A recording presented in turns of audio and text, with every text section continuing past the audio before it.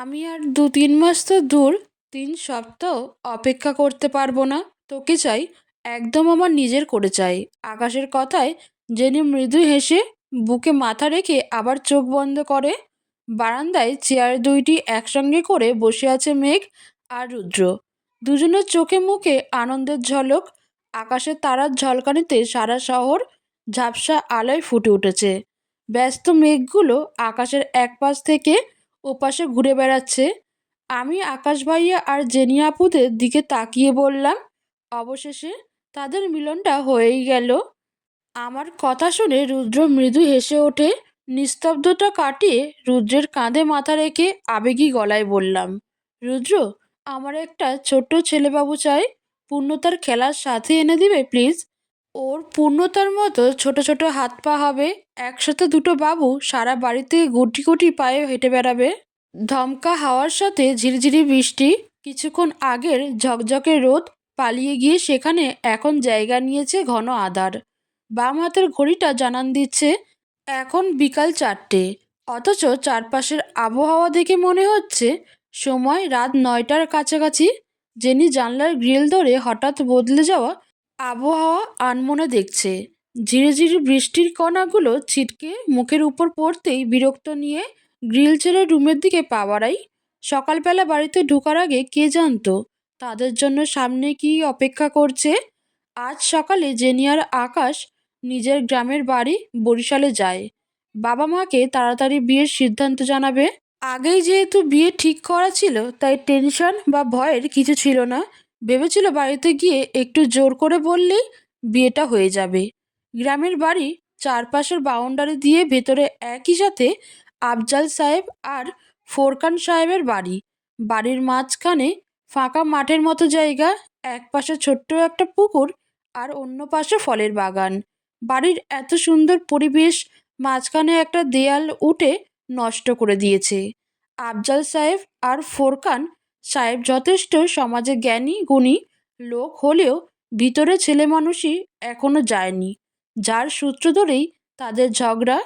বাড়ির মাঝে ফাঁকা জায়গায় দুই বন্ধু দুটো দল করে ছোট ছেলেদের সাথে ক্রিকেট বল খেলতে গিয়ে একটা বল এসে ফোরকান সাহেবের মাথায় লাগে আর সেই ছেলেটাকে আফজাল সাহেবের দলের লোক বলে সে কিছু বলেনি। ফোরকান সাহেবের প্রশ্ন, কেন ছেলেটি কিছু বলে নাই, নাকি সে ইচ্ছে করে বল মেরে তাকে মারতে বলেছে। এই সামান্য বিষয়টা ঝগড়ায় পরিণত করতে তাদের 2 ঘন্টাও সময় লাগেনি। তারপর থেকে দুজনে দুজনের সব বিষয় ধরে ঝগড়া করতে করতে এমন পর্যায়ে পৌঁছে গেছেন তাদের বাড়ির মাঝে দেয়াল তুলতে হয়েছে। আর সেখান থেকে সিদ্ধান্ত নিয়েই ছেলে মেয়েদের বিয়েটাও আর একসাথে দিবে না। তবে তাদের এই ছেলে মানুষ নিয়ে বড্ড বিরক্ত মেহতা বেগম আর লাইলি বেগম। কিন্তু অতি ভদ্র ফ্যামিলির মেয়ে হওয়ার জন্য স্বামীর কথার উপর কথা বলতে চায় না। গোপনে গোপনে দুই বান্ধবী বেশ ঘনিষ্ঠ থাকলেও স্বামীদের কান পর্যন্ত সে কথা পৌঁছায় না। আজ সকালে জেনি আর আকাশ বাড়ির মেইন গেট খুলে বাড়ির মাঝখানে এমন একটা দেয়াল দেখে দুজনেই হতভম্ব হয়ে গেল। দুজন দুজনের ঘরের দিকে চলে যায়। আকাশ ঘরের ভিতরে ঢুকে দেখে আফজাল সাহেব সোফায় বসে পেপার পড়ছেন আর ফাঁকে ফাঁকে চায়ের কাপে চুমুক দিচ্ছেন। তার সামনেই মেহতা বেগম একরাশ বিরক্ত নিয়ে এদিক ওদিক তাকাচ্ছেন। মেহতা বেগমকে আফজাল সাহেব এমন উসখুস করতে দেখে সোজা হয়ে তাকিয়ে চশমাটা চোখের উপর ঠেলে দিয়ে জিজ্ঞেস করেন, এভাবে এদিক ওদিক না তাকিয়ে কি বলতে চাও বলো। আজ আকাশ আর জেনির আসার কথা, তাই বলছিলাম কি মাঝের দেয়ালটা যদি সরিয়ে ফেলেন, এটা আকাশ দেখলে কি ভালো হবে। বউকে কোনো কারণ ছাড়াই এমন ভয় পেতে দেখে মনে মনে পৈশাচিক আনন্দ পান আফজাল সাহেব। একটু গম্ভীর গলায় বলেন, কোনো দেয়াল টেয়াল সরানো যাবে না, বাড়ির মেন গেটও আলাদা করব তাড়াতাড়ি। আকাশকে বলে দিও যদি আমার বাড়িতে থাকতে চায় তবে যেন বিয়ে ভেঙে দেয়।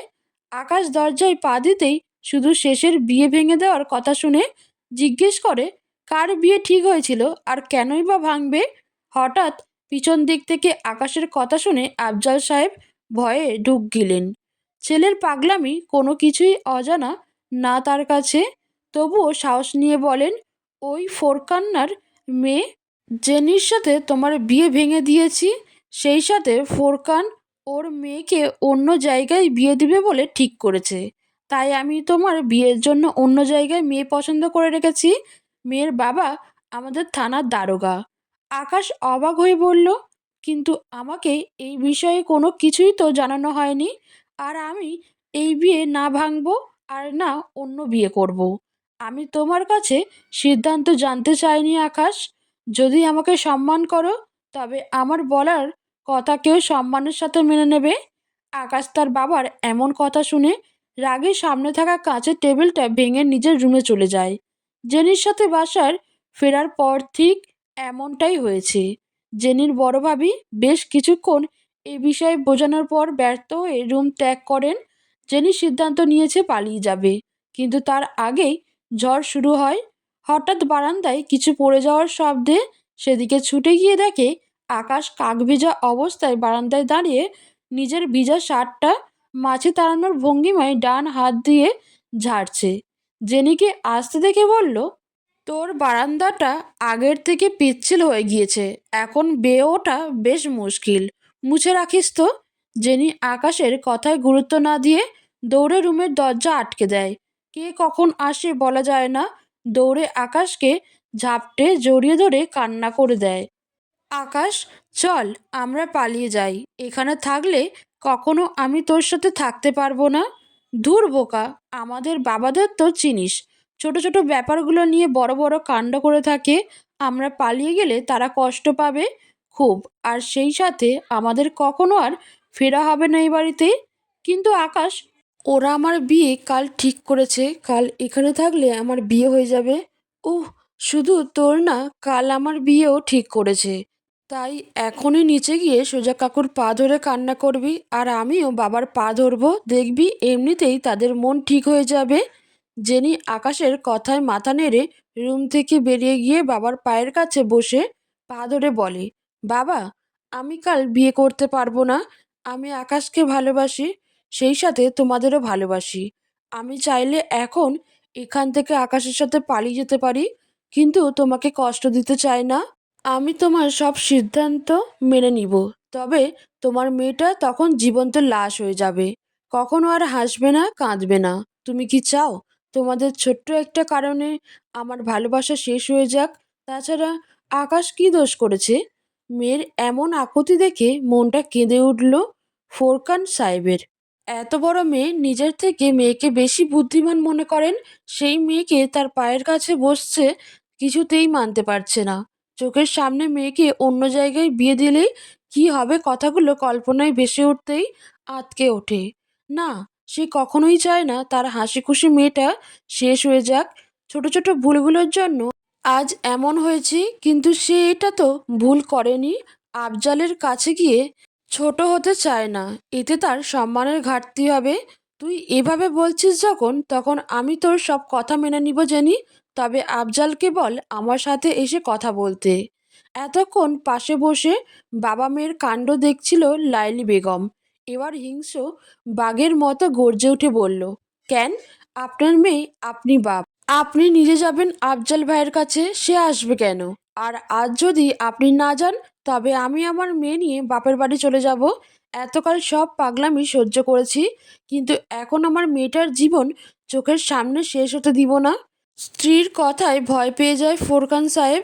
লাইলি বেগম এক কথার মানুষ, সহজে রাগে না, আর রাগলে থামানো মুশকিল। অনেক ভেবে সিদ্ধান্ত নেয় সে নিজেই যাবে মেয়ের বিয়ের কথা নিয়ে। এদিকে অনেক কষ্টে আকাশ তার বাবাকে রাজি করায়। আফজাল সাহেব ওঠে ফোরকান সাহেবের কাছে যেতে নিলে দরজায় ফটি দিয়ে ফোরকান সাহেবকে আসতে দেখে দৌড়ে এসে নিজের জায়গায় ভাব নিয়ে বসে পড়ে। এই বয়সে তার এমন পাগলামি দেখে আকাশ ঠোঁট চেপে হেসে ওঠে। দুই পরিবার কথা বলে সিদ্ধান্ত নেয় জেনি আর আকাশকে তারা পালিয়ে দূরে পাঠিয়ে দিবে, নয়তো যাদের সাথে ওদের বিয়ে কাল ঠিক করা হয়েছে তারাও নামি দামি লোক। হঠাৎ বিয়ে ভেঙে দিলে থানায় কেস দিয়ে দিতে হবে। দুজনে বাবাদের পাগলামি দেখে গোপনে হেসে ওঠে। মেহতা বেগম আর লাইলি বেগম বসে বসে পিঠা আর নাস্তা একটা বড় ব্যাগে ভরছে, এই দিয়ে 9 বাটা শুকনো পিঠে ব্যাগে রাখছে। বাসার কাজের লোক জব্বার চোখ দুটি বড় বড় করে বাড়ির মালকিনদের কাজ দেখছে। ফোরকান গোপনে একটা গাড়ি ভাড়া করেছেন, সেই গাড়িতে সবাই মিলে মালামাল রাখছে। আজ আর একটু রাত হলেই আকাশ আর জেনি এই গাড়িতে পালিয়ে যাবে। গাড়ির সিটে বসে দুজন অবাক। এত মালামাল দেখে জেনি জিজ্ঞেস করে, আমরা তো পালিয়ে যাচ্ছি নাকি ডাকাতি করে পালাচ্ছি? বলো তো এত কিছু কেন? জেনির কথায় আকাশের মা মেহতা বেগম বলেন, 1 সপ্তাহের জন্য যাচ্ছিস, এগুলো সব লাগবে। আর শোন, পিছনের ব্যাগে তোর পছন্দের নাড়ু আছে, খেয়ে নিস আর সাবধানে থাকিস। বাড়ি জব্বারের ফোনে প্রতি মিনিটে মিনিটে ফোন দিবি, আমাদের কারো ফোনে ফোন দিবি না, সমস্যা হতে পারে। ওরা সবার কাছে বিদায় নিয়ে বেরিয়ে পড়ে। জেনিস সবার পাগলামি দেখে মুচকি হেসে আকাশের দিকে তাকিয়ে বলে, অবশেষে আমাদের একটা ইচ্ছা পূরণ হলো, পালিয়ে বিয়ে। আকাশ জেনির কথায় ভ্রু কুঁচকে জিজ্ঞেস করে, এটাকে পালিয়ে বিয়ে বলে? ওরা ওদের বরিশাল থেকে গাড়ি করে ঢাকার রুদ্রের বাড়ি চলে আসে। জেনি আপু আর আকাশ ভাইয়াকে এক গাড়ি মলামল দেখে আমি অবাক হয়ে যাই। কাছে গিয়ে জিজ্ঞেস করি, ভাইয়া তোমরা কি বিয়ে শাদি করে একেবারে চলে এসেছো? কই বললে না তো তোমাদের বিয়ে? আকাশ ভাইয়া একটু দম নিয়ে বলে, আরে ভাবি, বাসা থেকে বিয়ের জন্য পালিয়ে এসেছি। আমি ভ্রু কুঁচকে গাড়ির দিকে ইশারা করে বললাম, এইসব কেন? আমার কথা শুনে সিঁড়ি দিয়ে নামতে নামতে রুদ্র স্যার বলে, মেঘ, তুমি এসব বুঝবে না। ওদের পরিবার বাংলা সিনেমাকেও হার মানায়। এক গাড়িতে বস্তা বস্তা সবই খাবার। আঙ্কেল আন্টি ওদের 3-4 দিনের খাবার ভেবে পাঠিয়ে দিয়েছে। কি তাই না জেনি? জেনি আপু তার বাসায় কি কি হয়েছে সব আমাকে খুলে বলতে আমি হাসতে হাসতে শেষ। তখন কপাট রাগ নিয়ে জেনি আপু বলে, মেঘ, তুমি হাসছো? তুমি জানো, যখন শুনি আমার বিয়ে অন্য কোথাও ঠিক হয়েছে কতটা কষ্ট পাইছি? জেনি আপুর মুখ থেকে কথা টানে নিয়ে আকাশ বলে, আর বলে না মেঘ, ভাবছিলাম এইবার বুঝি পেতনিটা ঘাট থেকে উঠবে, কিন্তু তা হলো না, আরো বেশি করে চেপেছে। আকাশ ভাইয়ার কথা শুনে জেনি আপু পিঠে কয়েকটা কিল বসিয়ে দিতেই আকাশ ভাইয়া দৌড় দেয় পিছন পিছনে। জেনি আপুও ছুটে যায়। আমি তাদের দিকে তাকিয়ে উপরে উঠতে নিলে মাথা ঘুরে সিঁড়ি থেকে পড়ে যাই। দৌড়ে রুদ্র আমার কাছে এসে কোলের মাঝে নেয়, কী সব বলতে থাকে। আমি অনেক কষ্টে চোখ খুলে রুদ্রকে কিছুক্ষণ দেখি, তারপরে চোখ বন্ধ হয়ে যায় আমার। চারপাশে নীরব নিস্তব্ধতা, মাথা ঝিমঝিম করছে। আমি মাথা ধরে বিছানার উপর উঠে বসি। সামনেই রুদ্র চেয়ারের উপর বসে বসে ঘুমাচ্ছে। আমার ঠিক পাশের বেডে আকাশ ভাইয়া ঘুমাচ্ছে, আর তার পাশ ঘেঁষে রাইমা আপু দেয়ালে পিঠ ঠেকিয়ে বসে ঘুমাচ্ছে। আমি চারপাশে তাকিয়ে বোঝার চেষ্টা করছি আমরা কোথায় আছি। এটা কোনো হাসপাতালের রুম? পিনপতন নীরবতার মাঝে কেউ পাশের রুম থেকে মাঝে মাঝে একটু কেসে ওঠে, আবার নীরব হয়ে যাচ্ছে। আমার ডান হাত রুদ্র ধরে রেখেছে। আমি আস্তে আস্তে হাত সরিয়ে নিতে গেলে রুদ্র জেগে যায়। তুমি জাগলে কখন? এখন কেমন লাগছে? আমি মাথা নেড়ে বললাম, হুম, ভালো লাগছে। আমরা এখানে কেন? রুদ্র মুচকি হাসলো। তোমাকে ছোট আর একটা এনে পূর্ণতা দিলে আমাকে কি দিবে বলো? আমি তার কথা না বুঝে বললাম, উহ, আমার ছোট্ট পূর্ণতা না, একটা ছোট্ট পূর্ণক চাই আপনার মতো। না, আমার তো তোমার মতো একটা মেয়ে চাই, যে কি রাগী হবে, তার আদো আদো ভাষায় তোমার মতো শাসন করবে। আমার দুটো পূর্ণতা চাই। আমি একটু ভেবে বলি, আমার তাহলে দুটোই চাই, একটা ছোট্ট পূর্ণতা আর আপনার মতো একটা পূর্ণক। আমার কথায় রুদ্র মুচকি হেসে ডান হাতটা আমার পেটের উপর রেখে বলে, এখানে ছোট্ট একটা বাবু নিয়ে এসেছি, এবার থেকে আমাকে বেশি বেশি আদর দিতে হবে। আমি রুদ্রের কথায় অবাক হয়ে ভ্রু কুঁচকে রুদ্রের দিকে তাকালে রুদ্র বাঁকা হেসে মাথা নেড়ে হ্যাঁ বলে। আমি কিছুক্ষণ অবাক হয়ে পেটের দিকে তাকিয়ে থাকি। এখানে আমার আর একটা সোনামণি আছে। আমি কিছুক্ষণ পর রুদ্রের দিকে তাকাই, খুশিতে রুদ্রের চোখে জল চিকচিক করে ওঠে। আমি দুহাত মেলে দিলেই রুদ্র আমাকে জড়িয়ে ধরে কপালে চুমু খায়।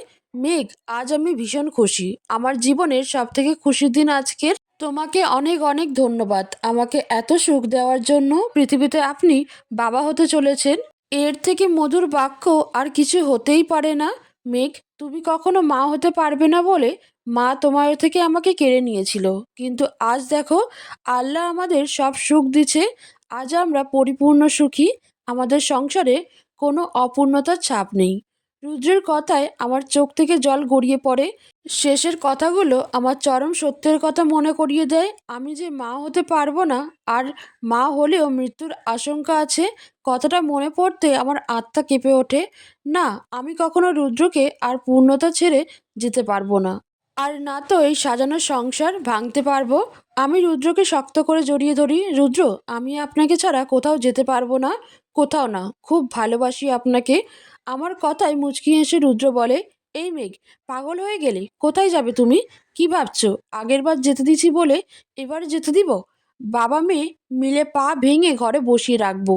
তখন একটা জিনিস খুব ভালো হবে, আদর করতে গেলে লজ্জায় পালিয়ে যেতে তো পারবে না। আমি রুদ্রের কথায় শব্দ করে কেঁদে উঠি। রুদ্র আমাকে শান্ত করে বলে, আরে বোকা, কাঁদছো কেন? এটা তো আমাদের খুশির দিন, কান্না মানায়? দাঁড়াও তো রাইমা, ফুপি বারবার ফোন দিচ্ছিল, ওদের খুশির সংবাদটা দিয়ে দেই। আমি রুদ্রের কথায় ভয়ে কেঁপে উঠি। ফোনটা হাত থেকে কেড়ে নিতেই রুদ্র বলে, মেঘ, এত লজ্জায় পাও কেন বলো তো? মা হবে, এখানে তো খুশির খবর, আর তুমি লজ্জায় কাউকে বলতে দিচ্ছ না। আমি মুখে হাসি টেনে বললাম, উহ, এটা এইভাবে বলবো না, সবাইকে সারপ্রাইজ দিব। কয়েক মাস যাক, তারপর পূর্ণ তার জন্মদিনে সবাই এই খুশির সংবাদটা দিবে। রুদ্র মাথা নেড়ে মুচকি হেসে বলে, পাগলি। আকাশ ভাইয়া আর জেনি আপুকে সবাইকে বাবু হওয়ার কথা বলতে রুদ্র নিষেধ করেছে, সারপ্রাইজ দিবে বলে। আমি বাসায় এসে রুদ্রের আনন্দ দেখে ঠোঁট টিপে কান্না আটকাই। পূর্ণতাকে শক্ত করে জড়িয়ে ধরি। কি করে বলবো আমার বাচ্চা জন্ম দেওয়ার ক্ষমতা কতটুকু? আজ যদি বলতাম, তবে যে করেই হোক অ্যাবর্শন করাতো। আর আমি কিভাবে পারতাম আমার অনাগত সন্তানকে মারতে? আজ রুদ্রকে যতটা খুশি দেখতে পারছি, তা কি কখনো পারতাম? রাইমা আপুর ফুপি আর বাবা আমার সব কিছু জানলেও বাইরের কেউ জানতো না। আর কয়েক মাস পর তাদের জানালে, তখন রুদ্র জানলে চাইলেও কিছু করতে পারবে না। পেটের উপর হাত রেখে কয়েক ফোঁটা চোখ থেকে জল গড়িয়ে পড়ল। আমি তোকে কখনোই হারাতে দিব না। নিজের প্রাণের বিনিময়ে তোকে এই সুন্দর পৃথিবী দেখাবো। আকাশ ভাইয়া আর জেনি আপু আমাদের বাড়িতে এই 5 মাস ধরে লুকিয়ে আছেন। আর পালিয়ে আসার পর ছেলেপক্ষ আর মেয়ে পক্ষরা অনেক ঝামেলা করে, বাড়ি ভাঙচুর করে। তখন কথায় কথায় জেনির বাবা ফোরকান সাহেব বলেছিল, আমরা যে ছেলে মেয়েদের পালাতে সাহায্য করেছি, আপনাদের কেন বলবো? তাহলে আপনারা যদি ওদের নামে কেস দিয়ে দেন। জেনির বাবার বোকামির ফলে তারা সত্যি সত্যি কেস দিয়ে দিয়েছে, তাও আবার মানহানি, নারী নির্যাতন মামলা। সেখানে বলা হয়েছে তাদের মেয়ের সাথে প্রতারণা করে ঠকিয়েছে, আকাশ পালিয়ে গেছে। কিন্তু এ নিয়ে তাদের বাবাদের কোনো আফসোস নেই। দিন দিন আদালতে যেতে অভ্যস্ত, তবুও দুই বন্ধু তাদের ছেলে মেয়ে কোথায় আছে বলেনি। আর সেই জন্য এতদিন লুকিয়ে এখানে বসে আছে। যতদিন কেস শেষ না হবে ততদিন না বাড়িতে যেতে পারবে, না বিয়ে করতে পারবে। আর যদি বাড়িতে যায়, তবে দারোগা আর মেয়ের সাথে বিয়ে দিয়ে দিবে। আকাশ আনমনে জানলার কাছে বসে আছে। জীবনটা তার কাছে ভাল লাগে না টাইপ হয়ে গেছে। এতদিনে বউ নিয়ে রোম্যান্স করার কথা, সেখানে এখন ভাই বোনের মতো বাসার ভিতরে লুকিয়ে বসে আছে। এই জেনি, এক গ্লাস পানি দিবি? জেনি ফোন টিপতে টিপতে বলল, টেবিলের উপর জগ গ্লাস আছে, তুই নিয়ে খা। নতুন একটা মাল পেয়েছি, এটাকে পটিয়ে নেই। শালা আমার পিক কমেন্ট করে, সুন্দরী তুমি কি সিঙ্গেল আছো? জেনির কথায় আকাশের মুখে কোনো ভাবান্তর দেখা গেল না। সে এগিয়ে এসে গ্লাসে পানি ঢালতে ঢালতে বলল, আল্লাহ আমার মতো জীবন তুমি সবাইকে দিও, তাহলে সবাই বুঝবে হবু ব্যাচেলার জামাইদের যন্ত্রণা কতটা কঠিন। বলেছিলাম 3 সপ্তাহ অপেক্ষা করতে পারবো না, সেখানে আজ 5 মাস শেষ হলো।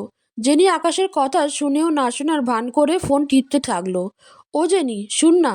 ওই, শুনতে পাচ্ছিস না তুই?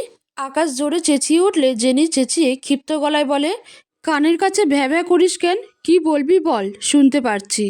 একটু বাইরে ঘুরতে যাবি? পুলিশের ডান্ডা খেতে নাকি? আরে চল না, ঢেকে ঢুকে যাব, কেউ ধরতে পারবে না। আচ্ছা যাব। 2 দিন পর পূর্ণতার জন্মদিন, ওর মার্কেট করতে যাব। মেঘকে জিজ্ঞেস কর কখন যাবে। জেনির কথা শুনে আকাশের মুখে হাসি ফুটে ওঠে। গলা চেঁচিয়ে বলে, ও ভাবি, ভাবি, শপিংয়ে কখন যাবে? এখানে আরেকটু থাকলে মরে যাব, আমাকে বাঁচাও। আকাশের চিৎকার শুনে বিরক্ত হয়ে তাকায় আকাশের দিকে। আজকাল আকাশের ওভার অ্যাক্টিংয়ে বিরক্ত হয়ে গেছে। যখন জেনি বাইরে যেতে চায় তখন নেওয়ার ধারেও কাছেও যায় না। অথচ যখন যেতে পারবে না তখন আকাশের যেতেই হবে। যত সব বিরক্তকর। সকালবেলা গোসল করে আয়নার সামনে চুল আঁচড়াতে গিয়ে আয়নায় চোখ পড়ে আমার। পিটপিট করে রুদ্র বেডের উপর শুয়ে আমার দিকে তাকিয়ে আছে। আমি আয়না থেকে চোখ সরিয়ে পিছন ফিরে রুদ্রের দিকে তাকিয়ে ভ্রু কুঁচকে কী হয়েছে জানতে চাইলে রুদ্র মাথা নেড়ে না বলে মুচকি হাসে। তোমাকে আজকাল স্নিগ্ধ লাগে। 5 মাসে অনেকটা পরিবর্তন এসেছে তোমার মাঝে।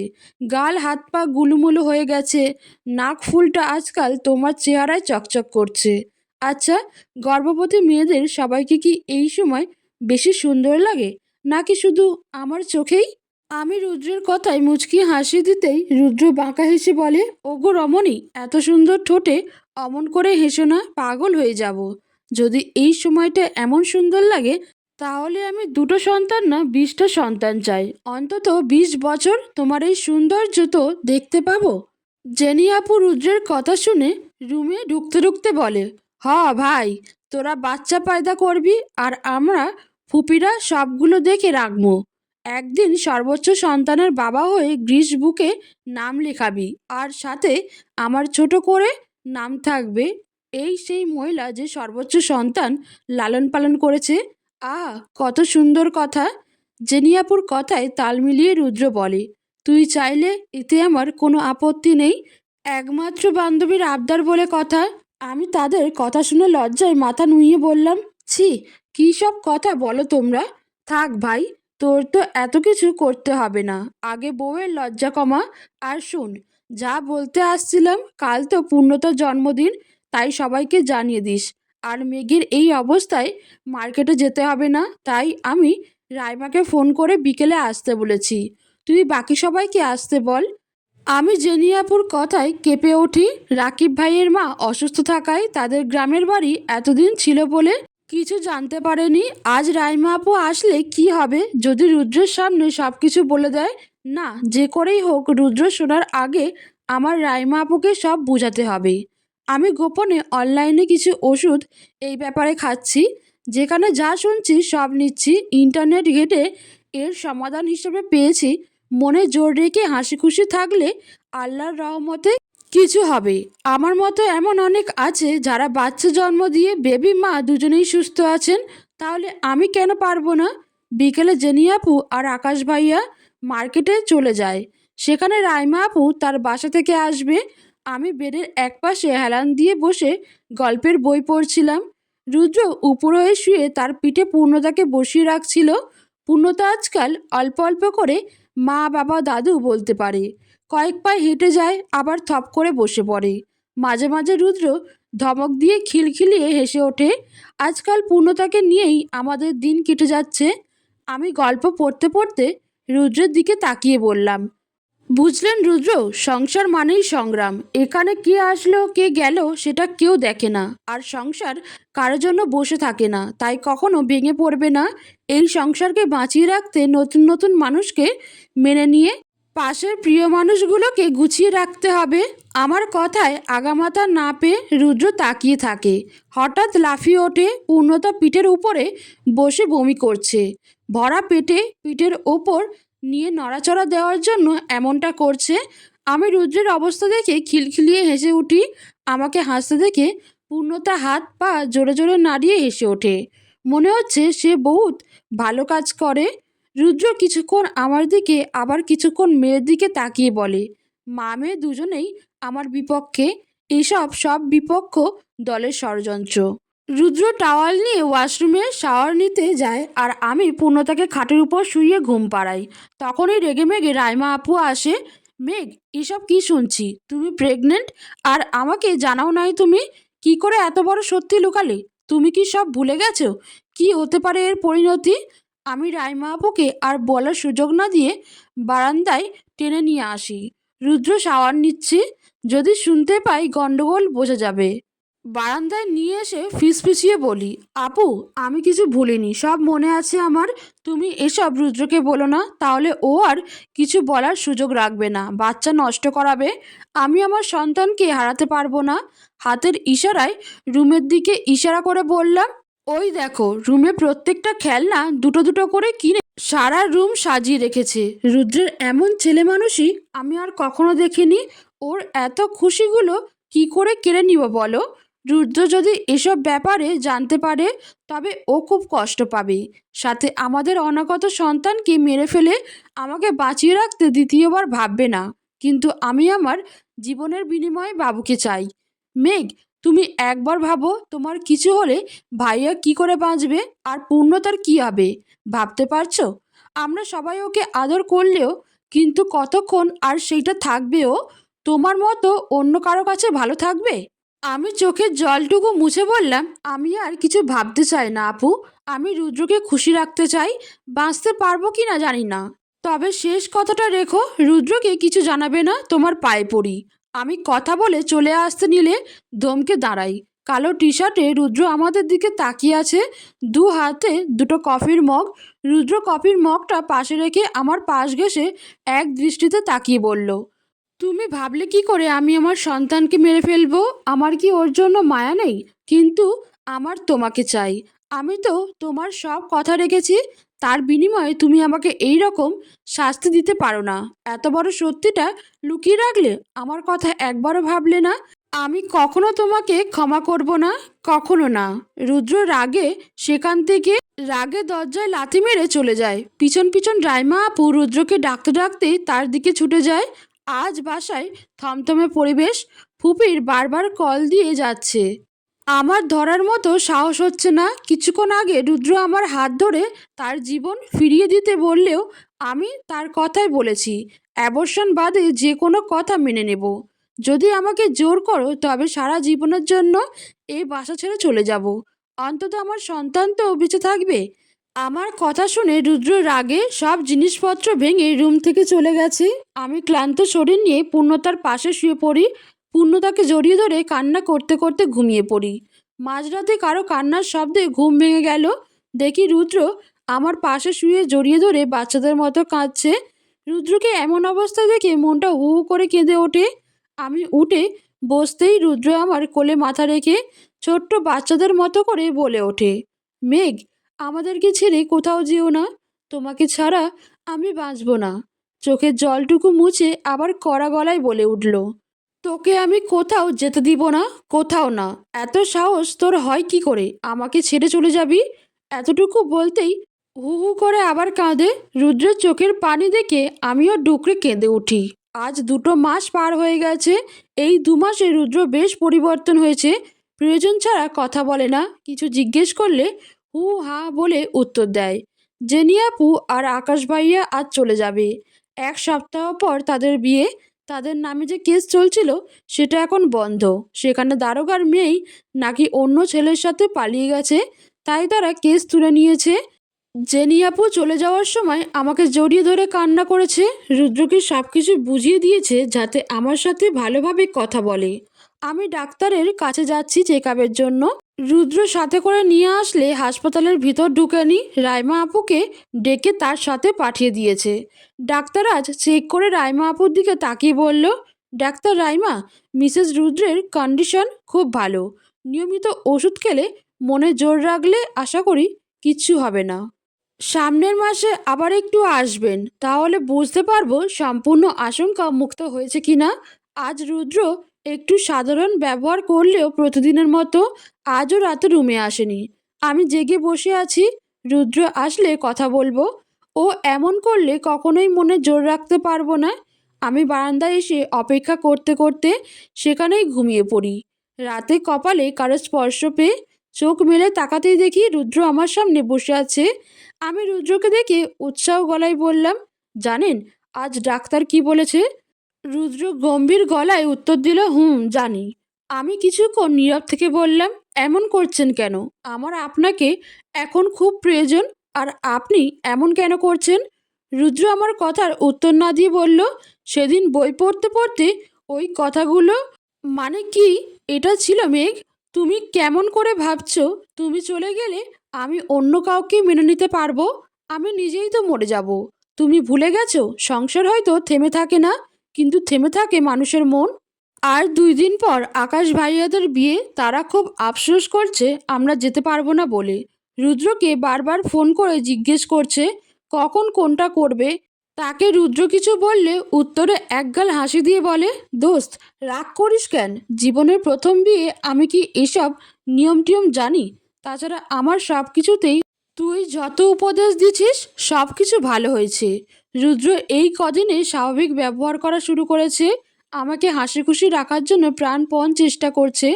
ফুপি, বাবা, শাশুড়ি মা প্রথম প্রথম রেগে থাকলেও এখন রিপোর্ট সাধারণ শুনে সবাই খুশি। ফুপি ছোট বাবুদের বেশ কিছু কাঁথা পাঠিয়েছেন, সেই সাথে রাইমা আপুও সুন্দর সুন্দর ডিজাইনের খাতা দিয়ে গেছেন। রাইমা আপুর কথা মনে পড়তেই তাকে ফোন দিতে বলে, মেঘ, আমি আরও কিছু কাঁথা বানিয়েছি, এখন ভাবছি এগুলো কি করে দিব। 2 দিন খুব ব্যস্ত থাকবো, তারপর দিয়ে যাব কেমন? আর তুমি নিয়মিত ওষুধ খাবা, ঠিক আছে? আমি রাইমা আপুর কথার উত্তর না দিয়ে বললাম, আপু, বাবুদের এত কাঁথা লাগে? তাছাড়া পূর্ণতার কাঁথাও তো আছে। আচ্ছা শুনো, আমি এটা একটা কাঁথা সেলাই করছি, যেখানে আমার রুদ্রের আর পূর্ণতার নাম লিখছি। এখন রুদ্র চাচ্ছে মেয়ে হলে মেঘলা নাম রাখবে আর ছেলে হলে পূর্ণক, কিন্তু কাঁথার শেষে কি নাম লিখবো বলো তো? আমার কথায় রাইমা আপু হেসে দিয়ে বলে, তোমরা দুজনেই পাগল হয়ে গেছো বুঝলে। তুমি কাঁতার নামের জায়গা ফাঁকা রাখো, বাবু হওয়ার পর লিখো কি নাম লিখবে। ইস, আমিও কি বোকা, ভেবেছিলাম দুটো নামই লিখে রাখবো। আর তো মাত্র 2 মাস, তারপরই লিখতে পারবো। আমার জেনি আপুদের বিয়ে যেতে ইচ্ছে করলে রুদ্রকে বলি, প্রথমে নিষেধ করলেও পরে রাজি হয়। এই অবস্থায় গাড়িতে যাওয়া ঠিক হবে না, তাই লঞ্চ যাব। ঢাকা থেকে অনেক লঞ্চ বরিশালে যায়, সেখানে একটা লঞ্চের কেবিন রুদ্র বুক করে রেখেছে। গ্রামের মনোমুগ্ধকর পরিবেশে বিয়ে ভাবতেই গা শিউরে ওঠে। ফুপি এই অবস্থায় যেতে নিষেধ করেছিল, সাথে জুড়ে দিয়েছিল কিছু আদি নিয়ম। এই অবস্থায় বের হলে নাকি মানুষের নজর পড়ে। কিন্তু অনেক বুঝিয়ে সুঝিয়ে ফুপি মাকে রাজি করায়। রাইমা আপু প্রথমে বকলেও ওখানে যাওয়ার পর আরও হাসি খুশি থাকতে পারবো ভেবে কিছু বলে না, কিন্তু সবার করা নিষেধ, বিয়েতে যেন লাফালাফি না করি। আজ মেঘলা আকাশ, চারপাশের প্রকৃতি ধমকা হাওয়ায় জানান দিচ্ছে আজ কালবৈশাখী ঝড় হতে পারে। আমি কেবিনের জানলা দিয়ে বাইরের পরিবেশ দেখছি, আমার জীবনে কোথা থেকে কোথায় এসে দাঁড়িয়েছে। রুদ্র পাশে পূর্ণতাকে কোলে নিয়ে কিছু খাবার আনতে গেছে। হঠাৎ পাশে রুদ্র ফোন বেজে ওঠায় দেখি আকাশ ভাইয়া কল দিচ্ছে। হ্যাঁ রুদ্র, শুন, আজকে তো ভাইয়া, আমি মেঘ, রুদ্র বাইরে গেছে, ওই তো আসছে। এই নেন। রুদ্র, এই শুন না ভাই, আজকে জেনির বোনেরা আসবে, ওদের তো আমি এতকাল বোন ডাকছি, এবার কি শালি বলতে হবে? নাকি বোন ডাকলে মাইন্ড করবে? আরে ভাই, তোর যা খুশি ডাক, এবার ফোন ডাক, আমরা আসতেছি, তারপর দেখা যাবে, রাখছি। ওই ওই, ফোন কাটিস না, আর একটা কথা শুন, জেনি এখনও আমাকে আকাইশা বলে, ওরে কি করলে আর ডাকবে না বলতো? তুই বিয়ের ঠেলায় পাগল হয়েছিস বুঝছিস। আচ্ছা শুন, জেনিকে তুই আগের মতো করে জেনি ছেনি ডাক, দেখবি ও শুধরে যাবে। কাটা দিয়ে কাটা তুলতে হয়। রাখছি, এখন লঞ্চ ছাড়বে। ফোন কাটতেই এতক্ষণ চেপে রাখা হাসি হাসতে থাকি। আমাকে হাসতে দেখে বলে, হ হ, তোমরা দুজনে প্রশ্ন করতে করতে আমাকে পাবনায় দিও। মাঝরাতে হঠাৎ ঘুম ভেঙে উঠে বসি, ওয়াশরুমে যেতে হবে। ঝড় উঠেছে বাইরে, নামতে ভয় করলেও আমি গুটিসুটি পায়ে নামতে নিলে রুদ্র উঠে বসে, আমাকে ধরে ওয়াশরুমের দিকে নিয়ে আসে। আজ পেটে খুব ব্যথা করছে, এখনও তো 2 মাস বাকি, তবে কিসের ব্যথা? কিছুক্ষণের মাঝে ঝড় ভয়ঙ্কর রূপ নেয়। ঝড়ের জন্য লঞ্চের ভিতরে বসা মানুষ এপাশ থেকে ওপাশ যাচ্ছে। আমি রুদ্রকে শক্ত করে জড়িয়ে ধরি। রুদ্র আমার বাহু ধরে শক্ত হাতে বসে কেবিনের দিকে পা বাড়ায়। হঠাৎ লঞ্চের ভিতরে বিকট আওয়াজের শব্দ হয়, সবাই চিৎকার চেঁচামেচি করছে। ইঞ্জিন রুমে আগুন লেগেছে। আমি ভয়ে রুদ্র বাহু শক্ত করে ধরি। লঞ্চে এপাশ থেকে পানি ঢুকতে শুরু করেছে, অন্য পাশে আগুন ধরেছে। হঠাৎ আমি পূর্ণতা পূর্ণতা বলে চিৎকার করে উঠতেই রুদ্র কেবিনের দিকে দৌড়ে যেতে শুরু করে। কেবিনের এই দিকটায় আগুন ধরেছে, আমরা যে পাশটায়, এখান থেকে অনায়াসে নদীতে লাফিয়ে পড়ে জীবন বাঁচানো যায়। রুদ্র সেখান থেকে আগুনের দিকে ধাওয়া ধরলে কিছু লোক ওকে টেনে ধরে রুদ্র। ওদের ধাক্কা মেরে কেবিনের ভিতর ঢুকে। কেবিনে ঢুকতেই কিছুক্ষণের ভিতর আমাদের কেবিনে আগুন জ্বলে ওঠে। আমি চিৎকার দিয়ে সেখানে বসে পড়ি। চোখ জ্বলছে, মাথাটা ভার ভার লাগছে। তখনই দেখি রুদ্র পূর্ণতাকে পিঠের উপর নিয়ে লঞ্চের ভিতর যে পানি ঢুকছে সেখান থেকে উঠে আসছে। আমি দৌড়ে রুদ্রের কাছে গিয়ে জড়িয়ে ধরি। রুদ্রের সারা মুখে কালি লেপ্টে আছে। আমি রুদ্রকে ছেড়ে পূর্ণতাকে কোলে নেই। পূর্ণতা নড়ছে না, একদম শান্ত হয়ে শুয়ে আছে। আমি পূর্ণতাকে কয়েকবার আদরের স্বরে ডাকলে রুদ্র কোমল গলায় বলে, আমাদের পূর্ণতা আর উঠবে না মেঘ। ও ওর বাবাইয়ের উপর অভিমান করেছে। আমি নিঃশব্দে পূর্ণতাকে নিচে শুইয়ে দেই। সবাই যেরকম পারছে এখান থেকে বের হচ্ছে। আমার পেটে আবার ব্যথা উঠলে আমি চিৎকার করে কুঁকড়ে উঠি। রুদ্র আমার পেটে চুমু খায়। পরক্ষণেই পূর্ণতার কপালে চুমুকে ওঠে। দাঁড়িয়ে পূর্ণতাকে কোলে নিয়ে আমার হাত ধরে। আমি ব্যথায় উঠতে নিলেও বসে পড়ে। আমার জন্য রুদ্রও যেতে পারছে না। লঞ্চের এক পাশ তলিয়ে গেছে, অন্য পাশে আগুন ক্রমশই আমাদের দিকে তেড়ে আসছে।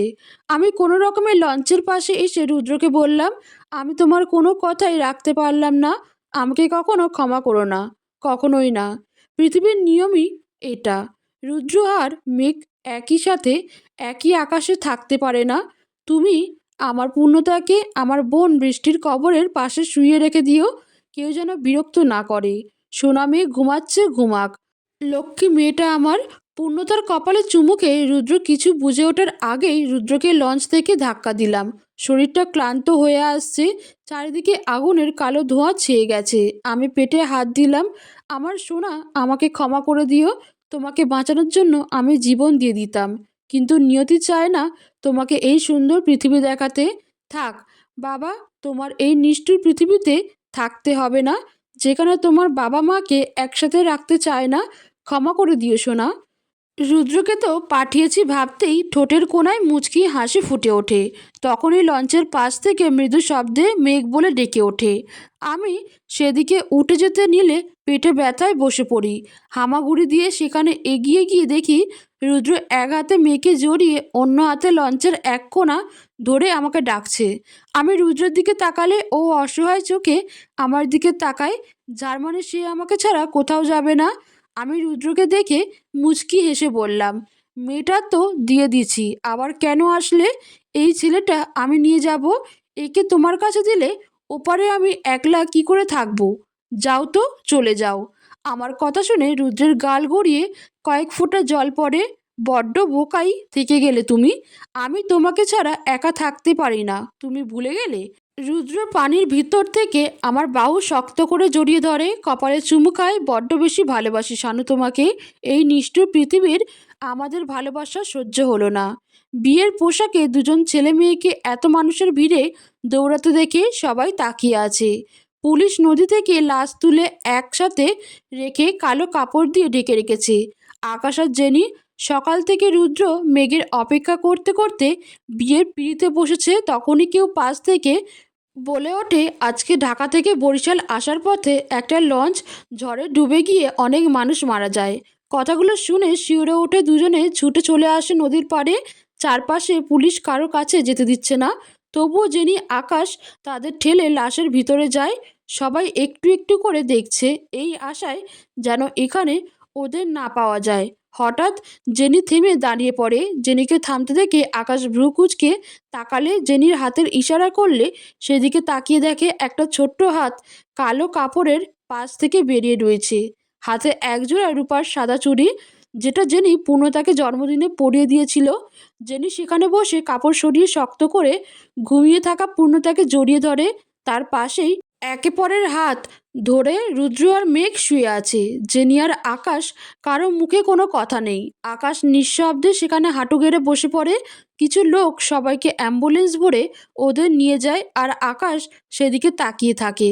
চোখের কোণায় পানিগুলি শুকিয়ে গেছে। জেনি পাশে বসে পাগলের মতো কাঁদছে। রাইমা একের পর এক আকাশের ফোনে কল দিচ্ছে। আকাশ ভাইয়া, খবরে দেখলাম লঞ্চের আগুন লেগে ডুবে গেছে। ভাইয়া কই? ওরা ঠিক আছে তো? ওদের কাছে ফোনটা দাও তো। আকাশের কাছে মনে হচ্ছে পৃথিবীর সবচেয়ে কঠিন ভাইয়ের মৃত্যু বোনের কাছে বলা। রুদ্রের কাছে জানতে ইচ্ছে করছে, আচ্ছা রুদ্র ভাইয়ের মৃত্যু বোনের কাছে কিভাবে বলতে হয়। আজ আকাশ বাবা হয়েছে। হাসপাতালে ছোট মেয়েকে কোলে নিতে রুদ্রের নাম্বারের ফোন। বাবা হওয়ার আনন্দ কিভাবে প্রকাশ করতে হয় জানতে, কিন্তু ফোনের ওপাশ থেকে একজন কর্কশ কণ্ঠে বলে ওঠে, নাম্বারটা বন্ধ আছে। আকাশের চোখ থেকে কয়েক ফোঁটা জল গড়িয়ে পড়ে। সংসারটা তাদের ঠিক চলছে, মাঝে মাঝে দীর্ঘশ্বাসের কারণে থেমে যেতে হয়।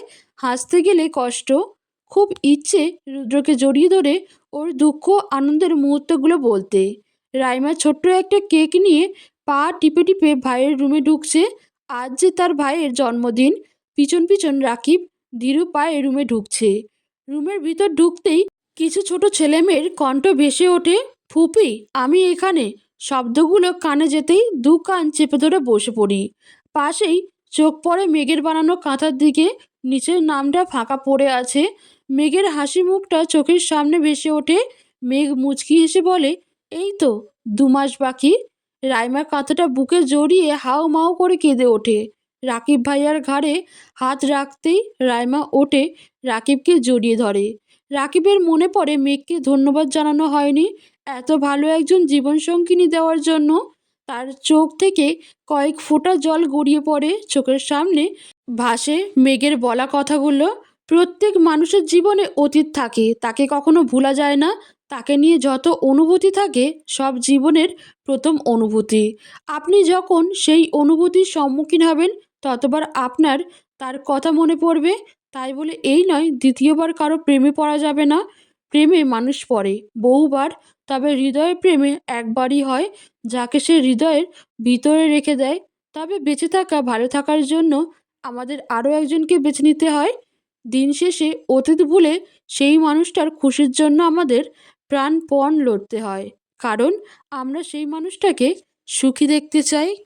বন্ধুরা, এরকম আরও ভিডিও যদি আপনারা দেখতে চান তবে অবশ্যই ভিডিওটিতে একটি লাইক করে চ্যানেলটিকে সাবস্ক্রাইব করে আমার পাশে থাকবেন। ধন্যবাদ।